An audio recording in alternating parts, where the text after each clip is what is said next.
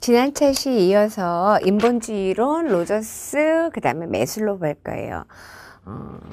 처음 듣는 이론 아니니까 빨리 넘어갈 수 있겠죠. 매슬로우의 이렇게 해서 자기 실현 이론, 자아 실현 이론.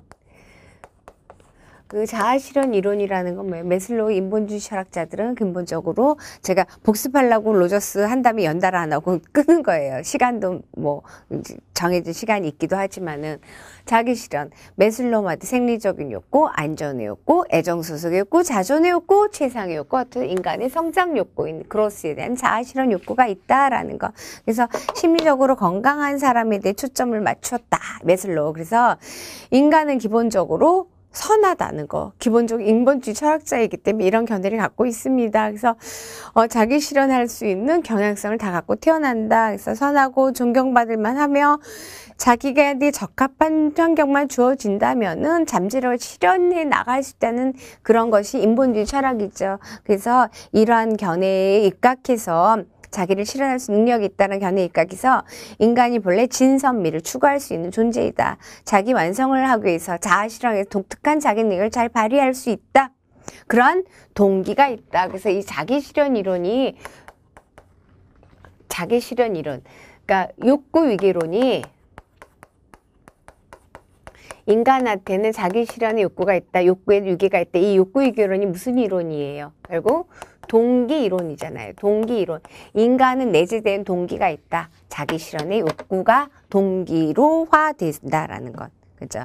그래서 인간의 욕구, 위계설 태어나면서 욕구는 있는데 그건 생존의 욕구부터 최상의 욕구는 자아실현 욕구가 있다라는 것. 그래서 하위 욕구가 충족되어야지만 상위 욕구를 추구한다라는 것이 매슬로우의 욕구위기론, 매슬로우의 자기실현 이론, 매슬로우의 동기 이론입니다. 그래서 인본주의에서 정리했고요.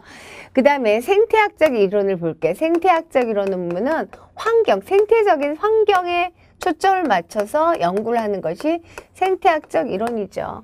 그러니까 생태학적 이론, 뭐, 이 유전적인 요소, 가정적 요소, 사회 경제적, 가정생활의 질, 문화적인 배경 여러 가지가 연결돼서 연구하는 거예요. 그러니까 이거 자체는 우리가 이 땅에 태어나서 다 이게 연결돼 있잖아요. 환경, 생태. 이거에서 어떤 실험적인 처치가 아니라 그 자체를 연구한 거. 그래서 생태학적 접근이 최근에 브론펜브레너의 생태학적 이론, 브론펜브레너. 앞서서도 공부했죠? 브론펜브레너. 러시아계 사람 브론펜브레너의 생태학 접근이 요즘 많이 부각되는 이론이죠. 그래서 생태학 접근, 최근 발달 심리학에서 여러 영역에서 강하게 부각되고 있는 경향이 있다라고 써놨어요. 그래서 왜냐하면 환경이 되게 다양해졌잖아요. 그래서 더 부각되게 접근할 수밖에 없는 이론인 것 같습니다. 그래서 아동 발달에 있어서 환경적인 요소 어떻게 연결되느냐. 그래서 브론펜브레너의 생태학적 이론을 보게 되면 굉장히 길게 풀어는 놨지만은 제가 또 강조합니다. 앞서서 배운 내용이라는 거. 모르시면 안 된다는 거. 그래서 생태학적 접근의 대표적인 학자가 브론펜브레너예요. 그러니까 어떤 이론은 대표적인 학자가 있죠. 브론펜브레너. 그러니까 우리 컨텍스트 맥락 속에서 이해를 해야 된다. 맥락 속의 발달을 이해한다. 있어요. 그래서 발달의 생태학을 연구해야 된다고 주장한 학자가 브론펜브레너라는 거. 그러니까 여기서 생태학이라는 것은 뭐 유기체가 경험화의 모든 것, 즉 간접적으로 관계되는 모든 것. 환경이라고 해도 돼요. 그걸 갖다 생태적이라고 그러죠. 문화라고 얘기해도 별반 다르고 없어요. 베네딕트는 걸 문화라고 얘기했는데. 그래서 생태학적 접근에서는 가족, 지혜적 사회, 문화 이런 것 등에서 인간이 기능하고 있는 요 상태를 얘기하는 거죠. 그런 생태 환경을 보다 좀 구체화시키고 구조화해서 아동 발달을 이해하고자 하는 거예요. 환경체계, 개인 간의 관계를 이해해서 인간 발달을 이해하고자 하는 거. 글쎄요. 브론펜브레너의 생태학적 이론에서는 그러니까 이걸 구체적으로 이해해야 된다. 이렇게보다는 어떻게 해요? 좀 더 체계적으로 설명을 하고 있죠. 미시체계, 중간체계. 미시체계, 중간체계, 외체계, 그 다음에 어떻게 해요? 거시체계, 그리고 이거 단계별로 지금도 우리가 시간이 가고 있잖아요. 그런 시간체계도 얘기를 하고 있어요. 그래서 아동이 미시체계, 중간체계, 외체계, 거시체계를 생태학적으로 설명을 하고 있는데, 그럼 미시체계가 무엇이냐? 아동이 직접 당면하는, 직접 부딪히는 거. 그래서 미시체계는 가정, 학교, 이것처럼 개인이 직접 영향을 주는 것이 미시체계이다 그랬어요. 그러니까 어머니의 의사소통도 중요하고 또래와의 관계도 중요하고 그걸 갖고 있어요. 그러니까 미시체계가 아동한테 처음에 굉장히 중요한 영향을 미치겠죠. 영향을 미치는데 찰리반 같은 경우에는 이 중에서 나중에 유아기부터 청소년기 이런 관계가 훨씬 더 중요하다 보죠. 미시체계 중에서. 부모와의 관계보다. 그 왜요? 친구가 중요하다고 얘기했어요. 각자들마다 관심 있는 영역이 조금 차이가 있습니다. 그래서 미시체계는 발달한 아동과 사회적 직접적인 복잡한 관계를 의미하는 것이 내가 직접 부딪히는 체계가 미시체계예요. 미시체계. 그래서 직접 만나는 거. 그래서 이거가 미시체계에 속하는 걸 아는 것이 중요하죠. 가정, 학교, 친구, 이웃, 운동하면 운동하는 팀, 내가 직접 부딪혀서 나올 때 영향을 주는 팀이 뭐다? 영향을 주는 생태적인 환경이 뭐다? 미시체계다 그랬어요. 그러니까는 이건 개인 발달하고 변화하는 것처럼 미시체계도 굉장히 다르죠. 내가 만나는 친구도 달라지고 내가 가서 운동하는 팀도 달라지고 굉장히 변화한다는 거에서 미시체계는 개인에게 있어서 발달하는데 굉장히 밀접하고 굉장히 지대한 영향을 미친다. 당연하죠. 내가 직접 겪는 관계들이니까요. 내가 어떤 사람을 만나느냐, 내가 어떤 운동팀에 영향을 받느냐, 내가 부모는 어떠냐. 그래서 이것이 굉장히 중요하다. 특히 이 미시체계 청소년들한테는 엄청 더 어떻다? 중요하겠죠.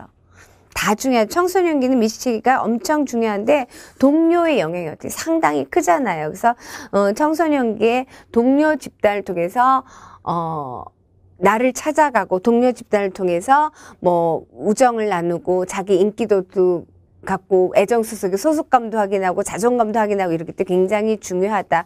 만약에 이렇게 있었지만 동료 집단이 또 어떻게 해요? 그러니까 비행으로 갈 수 있는 절도, 흡연, 음주 이런 것들이 엮이는 장면을 할 수도 있다라는 거예요. 그러니까 친구가 중요하다. 특히 청소년기 어떠다. 친구가 엄청 중요하죠. 그래서 그걸 한번 짚어놓는 거고, 중간체계라는 것은 미시체계와 미시체계를 연결해 주는 것이 중간체계라고 그랬어요. 그러니까 이거 중간체계는 예를 들어서 어떤 거냐면 가정과 학교와의 관계 이런 것들이 중간체계가 되겠죠.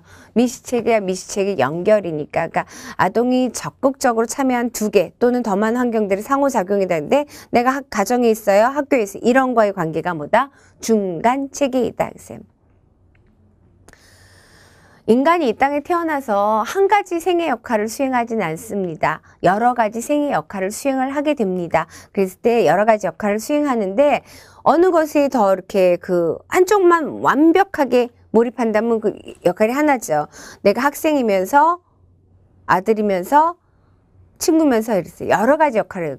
근데 그걸 적절하게 그때그때 조절을 해야 돼요. 그런 거에 영향을 줄 수 있도록 하는 것이 이제 중간체계가 되겠죠. 중간체계. 그다음 외체계라는 것은 내가 직접적으로 관련하지 않지만 나한테 영향을 주는 체계가 뭐예요? 외체계라고 그랬어요. 외체계. 그래서 이 외체계 내가 직접적으로 영향을 받지 않지만은 직접적으로 교류하지 않지만은 영향을 받는 거. 그래서 대표적인 뭐예요? 부모의 직업. 이런 것들이 대표적인 외체계죠. 그래서 부모의 직업, 그들의 사고 이런 것들이 나한테 영향을 준다라는 것. 부모가 어떻게 하느냐 굉장히 아동 성격 발달에 영향이 굉장히 지대하게 있겠죠. 그래서 외체계 발달에는 그러니까 아이들에게 직접적이고 관계하는 장은 아니지만은 간접적으로 굉장히 큰 영향을 미치는 것이 외체계다. 그래서 정치적, 경제적, 사회적 의사결정기구, 교육부라든가 이런 것들도 큰 환경 맥락에서 외체계라 볼 수 있다. 그러니까 청소년 발달에서 가장 큰 영향을 미치는 외체계는 아무래도 어떻게 해요? 아무래도 부모의 직장이 아이들 발달에 가장 영향을 미치는 부모의 직장, 그리고 부모가 어떤 친구랑 교류하느냐, 부모의 사회성, 그 다음에 이웃 이런 것 등이 중요하고요. 그리고 대중매체 이런 것도 굉장히 중요합니다. 그래서 우리가 앞으로 이런 이론적인 걸 다지만은 대중매체와 청소년 이런 것들도 다루게 되겠습니다. 그 다음에 거시체계는요, 사회문화적인 거를 보는 커다란 거죠. 그래서 개인이 속한 사회나 문화에 대해서 어떤 이념, 어떤 제도 속에 놓여있는지가 영향을 준다라는 것. 그래서 거시체계는 문화적, 정치적, 사회적, 법률적 이런 것 등이 관계되는 것이 거시체계입니다. 그래서 브롬펜 브레너의 생태학적 이론은 앞서서도 나왔지만 이거 미시체계, 중간체계, 외체계, 거시체계 그리고 이거 외에 하나 더 얘기하면은 이거는 환경이지만 시간체계라는 건 다 속해요. 미시체계에서도 우리가 뭐 나와 부모의 나와 친구와의 교류할 때 시간은 가잖아요. 그런 것들을 모두 시간체계라고 합니다. 그래서 설명을 길게 이렇게 풀어놓듯이 해놨어요. 그래서 복습하시라고요. 그래서 이상으로 보게 되면은 청소년 특성 발달 이론에서 생물학적 입장에서 보는 거 안 했던 앞서서 하는데 홀의 재현 이론이 중요하죠. 생물학적 홀, 청소년기 질풍노도의 또 홀의 재현 이론 어떻게 문명세계를 재현하는 것처럼 원시세계에서 문명세계 로 가는 그 과정을 재현하는 것, 그 다음에 게셀의 성숙 이론이 있었고요. 그 다음에 정신분석 입장에서 보게 되면은 아무래도 지그문트 프로이트 성적 욕구, 근데 안나 프로이트는 그 조금 이제 다르게 표현했죠. 제2의 오이디푸스 컴플렉스 극복하는, 그리고 인지발달 이론, 삐아제, 콜보그, 이론했어요. 삐아제, 콜보그 이론. 그리고 심리사회성 발달을 해서 에릭슨의 심리사회성 연결이 있는 마샤의 정체감 이론, 설리반의 대인관계 초점을 맞춰서 하는 이론, 대인관계 이론 봤습니다. 그리고 사회학습 이론에서 반주라 이론 잘 아실 것이고, 베네딕트의 문화적 조건화라는 문화와의 관계 봤습니다. 인본주의 역시 공부했던, 뭐 상담에서 정말 모르면 안 된 인물, 메슬로우하고, 상담에서 메슬로 강조하지 않았지만은 로저스 연결돼서 동기와 관계되는 메슬로 봤고요. 그 다음에 생태학적 입장하는 브롬펜 브레너의 생태학 이론 봤습니다. 유리 브롬펜 브레너 이렇게 해서 청소년기를, 그러니까 이건 꼭 청소년에만 해당되는 이론은 아니지만은 이런 것도 전 세계에서 다 하니까 그 중에서 청소년기는 어떤 특성이 있냐 이렇게 설명한 이론들 정리해 봤고요. 이론 봤어요. 그러면은 지금부터는 우리가 이제 누구의 뭐 이런 것보다는 조금 더 우리가 알고 있던 것을 갖다가 뻔한 얘기인 것 같은 거를 할 거예요. 뻔한 얘기인 것 같은 거 할 건데 그래도 공부를 해갖고 이 파트 청소년 이해에서 점수를 잘 받으셔야 되겠죠. 이론적으로 제시된 건 있어요. 셜리반의 이론 이런 건 있지만 지금 다룰 청소년과 문화는 어떤 독특한 이론이라기보다도 우리가 청소년을 정말 이해하고자 하는 정리하는 거예요. 일단 청소년 문화를 볼 거예요. 청소년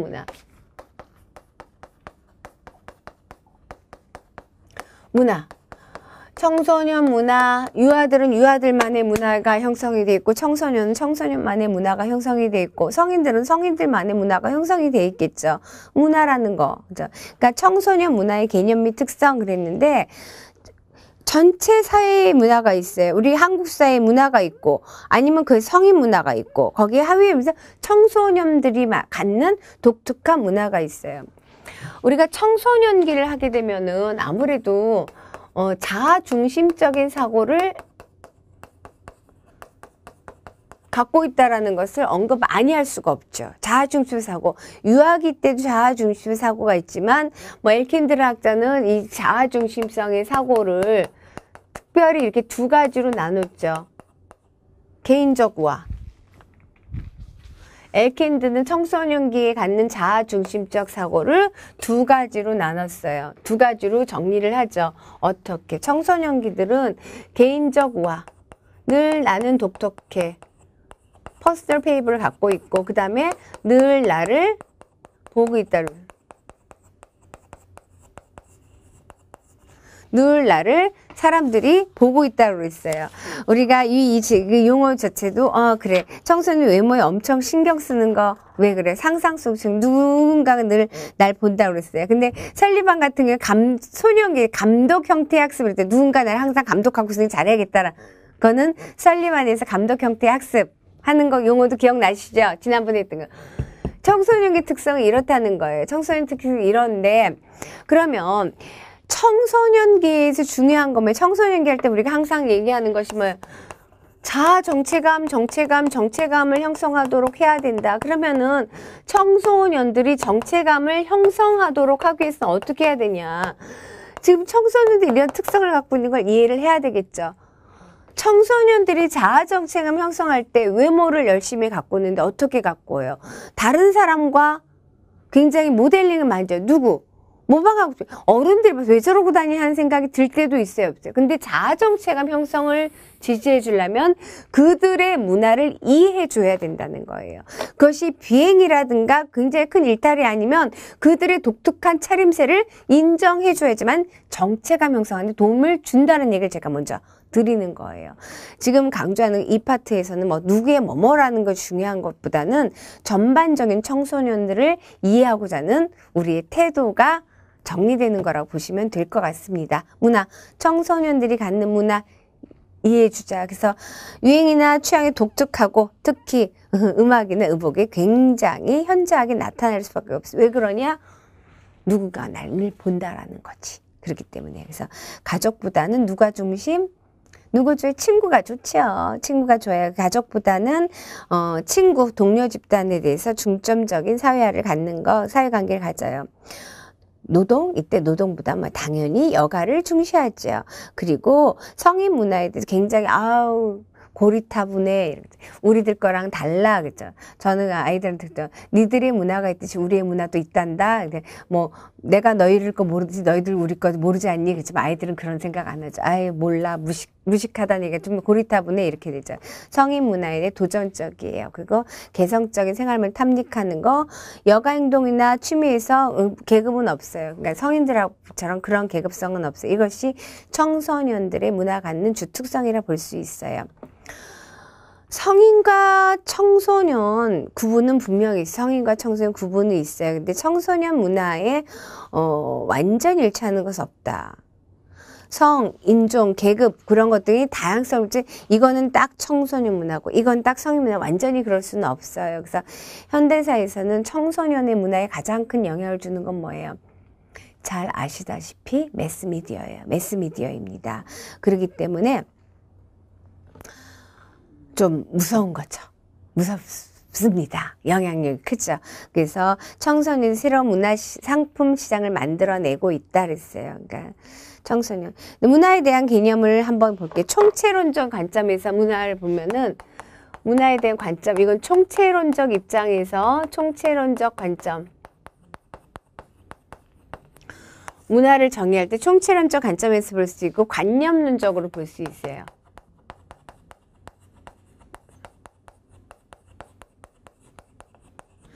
문화에 대한 총체론적으로 본다는 건 뭐냐면은 문화 자체는 생활 양식 모두를 본다. 총체적인 입장. 제가 앞서서 그랬어요. 사회라고 할 수도 있고 생태학적으로 할 수도 있고 베네디트 문화라고. 그럼 거기서는 문화가 총체적인 거예요.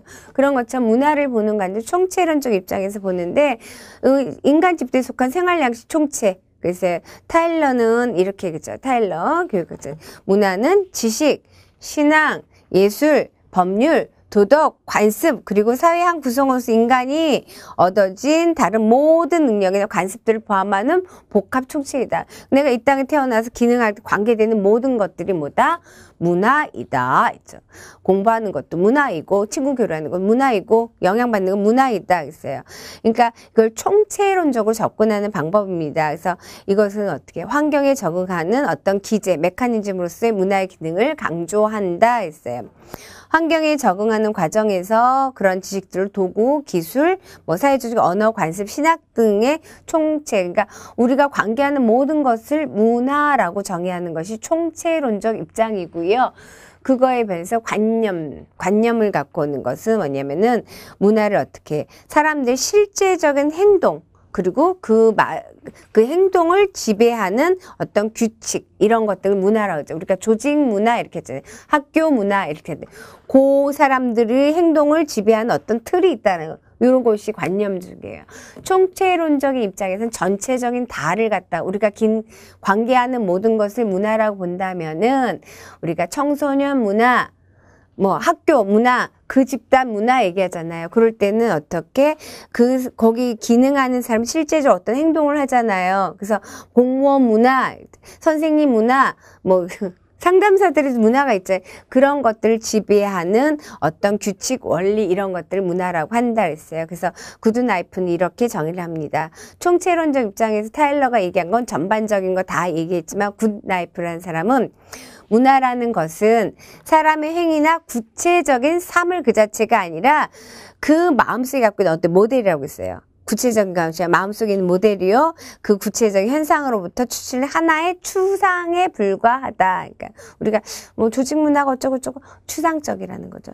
학교 문화가 어쩌고저쩌고 구체적으로 나타나는 것이 아니라 추상적이라는 거죠. 그래서 한 사회의 성인원들이 생활 양식 기초하고 있는 관념, 개념, 그러니까는 구체적으로 드러나지 않으니까 관념론적인 입장에서 본다라는 것이에요.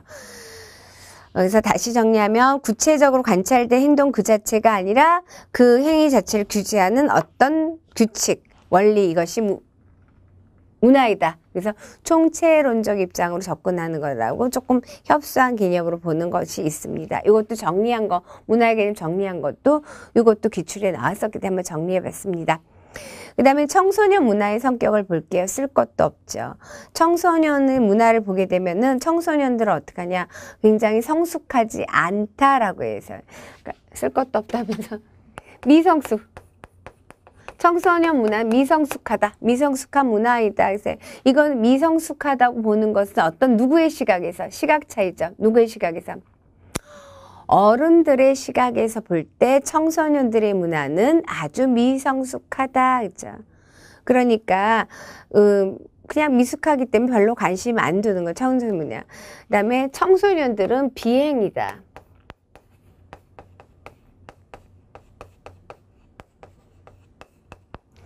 청소년들의 문화, 바람직하지 못한 아주 문제투성이의 문화를 보죠. 들쭉날쭉하기 때문에 안정되지 못하고 정리되지 못한 그런 문화를 보는 거예요. 그래서 기존 질서를 파괴하는, 그래서 또 일탈도 많이 하고 부정적으로 청소년 문화를 보는 것이에요. 그렇기 때문에 청소년 문화는 비행 문화이기 때문에 감독해야 된다는 거예요. 이런 견해를 보는 것이 청소년 문화를 비행 문화로 보는 입장이에요. 누가?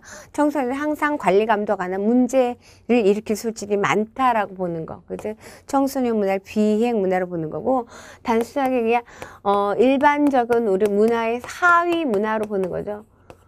어떤 영역에서 청소년의 문화, 유아 문화, 이렇게 청소년 문화, 하위 문화, 그러니까 나름대로 하위 문화로 독립적이다라는 거죠. 독립적이다. 그래서 기성세대의 문화가 있는 반면에 전체 사회가 있으면 기성세대의 문화, 기성세대 문화가 있는 반면에 청소년들의 문화, 독특한 거죠. 너희들의 문화가 있고 우리들의 문화가 있다라는 거. 그래서 기성세대의 모든 문화를 거부, 부정하고 자신들의 문화를 뭐 세우는 그런 입장은 대학 문화인데, 이건 어떻게 너희 독특한 거죠. 독특한 건데 비행 문화라 보는 것처럼 청소년들은 독특하게 성인 문화, 그러니까 하위 문화는 성인 문화가 있고 청소년 문화가 있다라고 보는 거라면 대학 문화, 기존 세대에 대항하기 위해서 우리들 것만 갖는 거죠. 당신들은 몰라요. 우리들 것이 있어요. 라는 것이 대학 문화 입장으로 보는 거예요. 반문화로 보는 거죠. 그 다음에 그렇지 않은 새 문화, 새로운 거다. 너희들만의 새로운 문화가 있구나. 청소년 문화를 보는 시각이 이렇게 나눠볼 수가 있어요.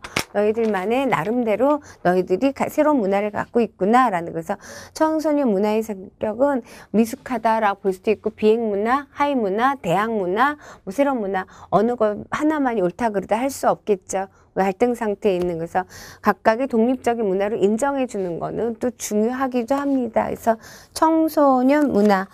그러면 청소년 문화에도 우리가 걱정하는 건 청소년들이 이게 완성되지 못했잖아요. 그러니까 과도기적이 있는 입장이기 때문에 어떻게 잘 이끌어줘야 된다고 하는데, 살짝 이런 얘기를 하면서 성인들은 과연 완성된 문화 제대로 기능하고 있냐 살짝 반성을 해보게 됩니다. 이번 차시에는 청소년 문화에 대한 개념을 보고, 그럼 청소년 문화에 문제는 없는가, 이런 것들 우리가 좀 고민을 해야겠죠. 그리고 청소년 문화에서 가장 중요한 것이 뭐다, 영향을 가장 주는 거, 대중매체에 대해서 다음 차시에 관해서 다음 차시부터 살펴보도록 하겠습니다. 이상으로 이 차시는 여기까지 마치도록 하겠습니다. 다음 차시에 뵙겠습니다. 고맙습니다.